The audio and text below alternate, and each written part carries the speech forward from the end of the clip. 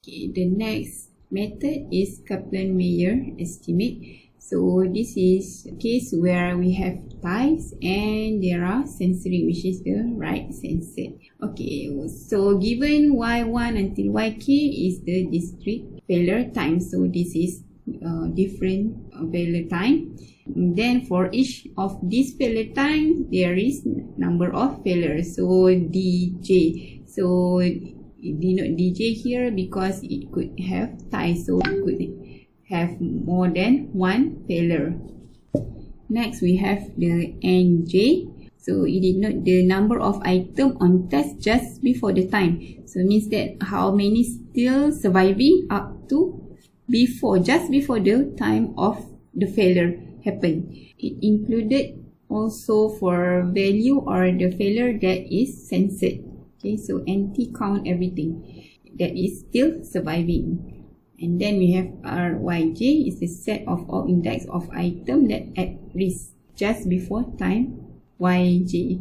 The survival function, okay, we can calculate them by using the hazard function at mass value, whereby this RT prime is the complement of the risk set at time t. So we multiply all the 1 minus HYJ for the complement of the RT, meaning that we multiply 1 minus HYJ for the previous data that already failed before the particular T for the ST that we want to calculate. Then by using the MLE, okay, just now for the HY here, the hazard function, we can estimate the hazard function by using the MLE. So you solve the MLE, we find that for the H hat, okay, so the estimate for the HYJ, okay, for the hazard function is given by D, okay, number of failure divided by of number of surviving by time yi. So this means that it is conditional probability because nj now is referring to the number of survival for the before the yi happen. Okay, the failure happen here, but how many still surviving before the yi? And then di is the number of failure at time yi. So let's look at the example here. Okay, so given 21 patients, so even this is, okay, I just took this from the reference reliability probability models and statistical method Lawrence and Lemis. Okay, so you can refer to the book.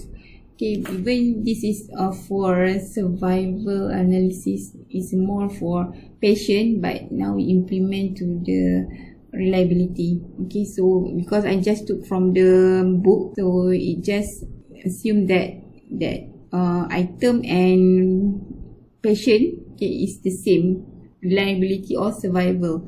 Okay, so but in your context in this course, it is focused on item or system. Okay, so there are 21 patients and then R equal to 9, which is the number of observed failure, because there are 12 censored data. So the data with star here means that it is censored.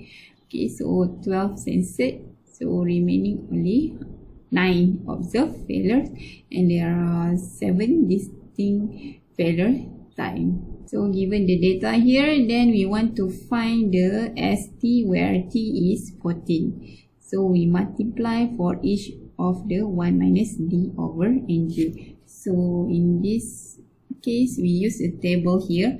So the first failure time is 6. Okay, so J is number of the first failure, J equal to 1. So the time is 6, and then the number of failure for time equal to 6 is 3. And then NJ, okay, the number of survival or number at risk just before the YJ happen. So it is total, it is 21. So this is the first failure happen, which is at time 6. So you can see that D here is 3, even it is 4 actually, but we have 1 censored data here, so means that it is 3 only. And then NJ, it is total. Just total including the censored. So we have 21 sample in total. And then 1 minus T over N. So this is for the first failure time. And then follow for the 7. So you put here 7. So for 7, it only has D equal to 1. Okay, just one failure data. And then for the NJ, number of surviving or number of item. Okay, in this case it is patient. Okay, patient at risk just before T equal to 7. So meaning that we have 4 failure here. So 21 minus 4. So it is 17. So for NJ second, okay, N2. So here it is 17. So you continue calculating for all the failure, okay, up to 30, because now we want to calculate just for until 14. So we stop until here. Okay, so 16 is not included. Okay, so then you multiply all this on the last column here, so we can obtain the S14. So you can try on. Okay, the answer is 0.69. Okay, this is just for S equal to 14. So if you compute for each of the failure time here, then we can plot the ST here. Okay, just like the empirical survival function just now.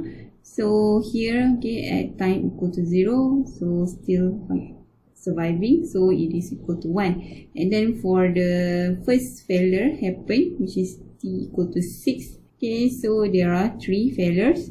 So this one is equal to 0.86. 0.86. So you can see here that at time equal to 6 here, so the ST here is around 0.86. Okay. And then until the last one is truncated at T equal to 23, because the last observed data is 23. Okay, the rest is censored data. So the last observed is 23. So you can see here if there is ties. Okay, for example, at time T equal to 6, there are 3 failures. So the downward step would be larger compared with others, because there are 3 failure happen here. Okay, the rest is just 1 failure. Okay, you can try on the example just now, and also you can apply it to your data for the group project if your data have to use the non-parametric estimation or method. So this plot also can be obtained by using statistical software such as Minitab. Okay, there are for non-parametric for survival analysis, so you can try on using Minitab. Okay, that's all. Thanks. Assalamualaikum.